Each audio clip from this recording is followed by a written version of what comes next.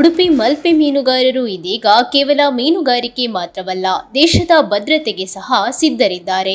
ಕಾಶ್ಮೀರದಲ್ಲಿ ನಡೆದ ಉಗ್ರರ ದಾಳಿಯ ನಂತರ ಕರಾವಳಿ ಭದ್ರತೆಗೆ ಕುರಿತಾಗಿ ಆತಂಕ ವ್ಯಕ್ತವಾಗಿದ್ದು, ಈ ಹಿನ್ನೆಲೆಯಲ್ಲಿ ಮೀನುಗಾರರು ಯಾವುದೇ ಸಂಶಯಾಸ್ಪದ ಚಟುವಟಿಕೆಯನ್ನು ಗಮನಿಸಿದರೆ ತಕ್ಷಣವೇ ಸರ್ಕಾರಕ್ಕೆ ಮಾಹಿತಿ ನೀಡಲು ಸಿದ್ಧವಾಗಿರುವುದಾಗಿ ತಿಳಿಸಿದ್ದಾರೆ.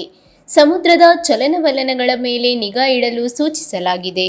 ಓಮನ್ ಹಡಗುಗಳ ಪತ್ತೆಗೆ ಸಹಾಯ ಕೂಡ ಈ ಮೀನುಗಾರರಿಂದಲೇ ಪಡೆಯಲಾಗಿತ್ತು. ಈ ಮೂಲಕ ಅವರು ಸೇನೆಯ ರೀತಿಯಲ್ಲಿ ಕರಾವಳಿಗೆ ಕಾವಲುಗಾರರಾಗಿದ್ದಾರೆ.